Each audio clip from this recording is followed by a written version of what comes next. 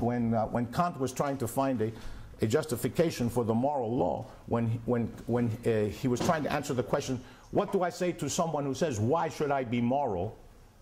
In other words, why should I follow the categorical imperative that I should universalize my act and ask, what if everyone did this?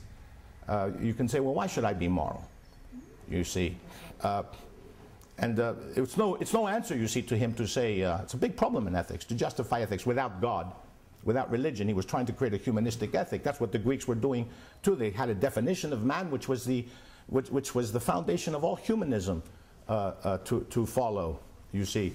So if you're not going to have ethics depend on religion, depend on God, you see, and have morality depend on religion, for it to stand alone is very difficult to argue.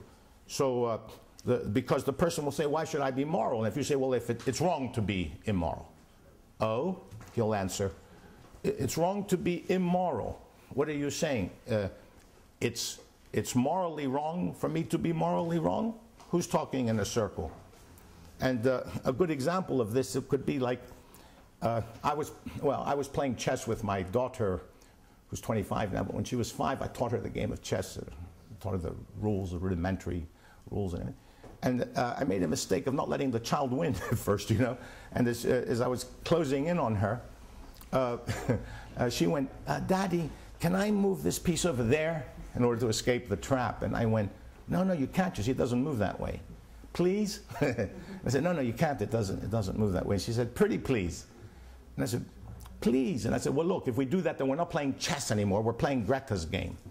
And she goes, okay.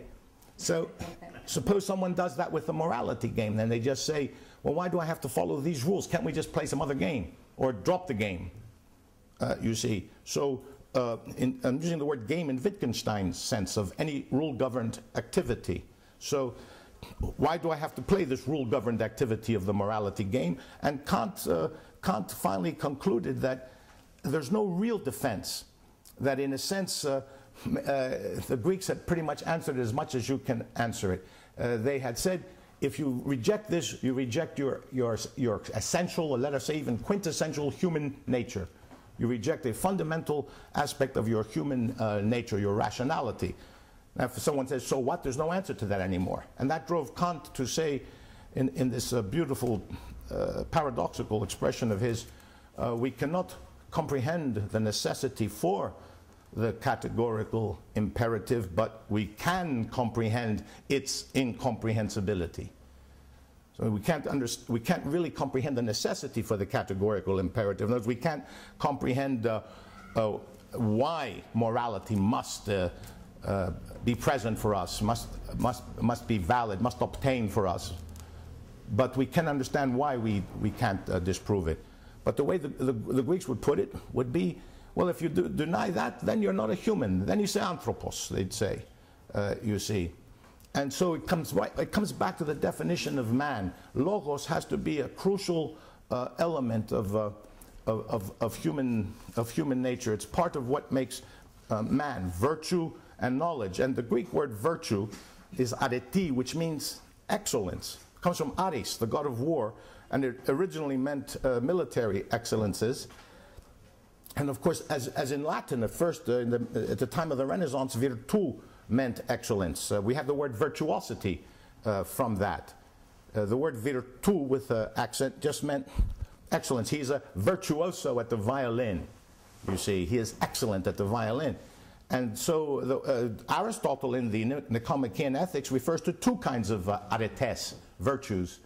The dianoetic virtues, the dianoetic excellences, and the ethical virtues, the ethical excellences. So you have moral virtues and intellectual virtues, but where the word virtues must always have that resonance of excellences. The word excellence is a better translation to the Greek idea. So ethical excellence is what we think of as moral virtue today, and for him it's something that had to be worked at.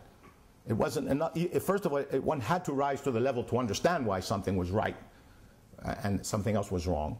But it wasn't enough for him. Socrates said that to know the good is to do the good, And those who are wrongdoers simply don't know enough. They don't understand the whole problem.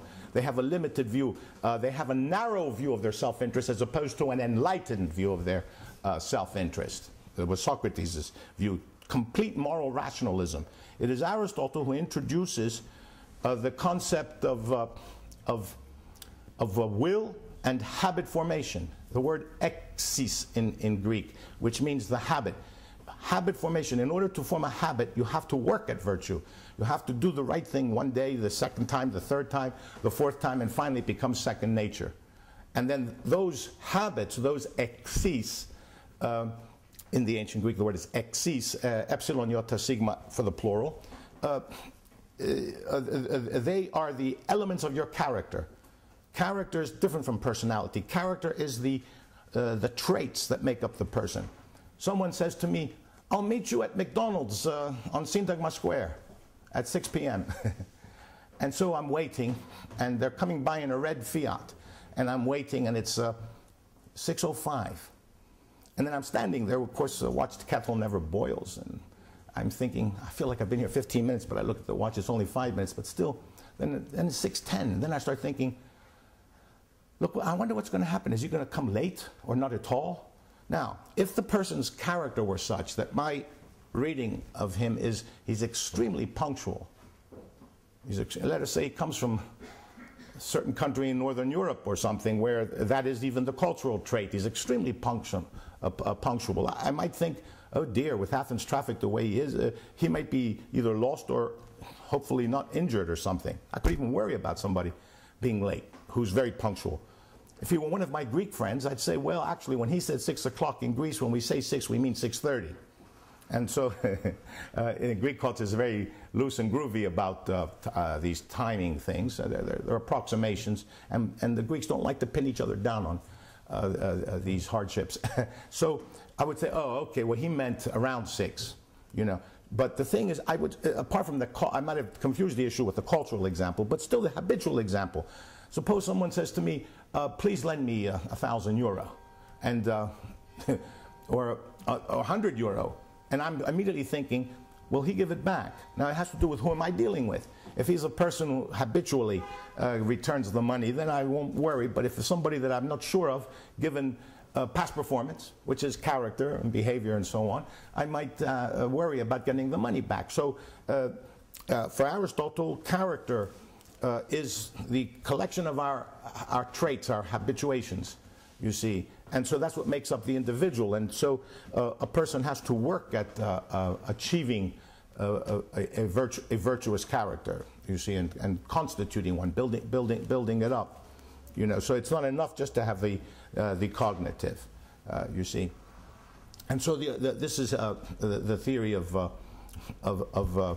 moral development in Aristotle and in the intellectual excellences. So we have no other defense for morality except the Greek view that this is the essence of human nature, and if one wants to be human, these are the things that one has to do.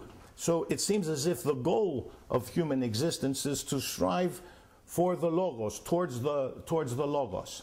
As I mentioned to you introductorily, some of you weren't there, of course, there were so many lectures going on. At the end of Dr. Semioforos' lecture about logos, the concept was first, the word logos, the word logos was first used by Heraclitus. And he used it in the context of explaining the flux of the universe. And when he says, his famous statement in Greek is ta panda ri. The Oxford translation of that is all is flux. If you try to translate it literally from the Greek, ta panda, everything, ri is a verb, flows. Everything flows. Now, Bertrand Russell, in his History of Western Philosophy, has a chapter dedicated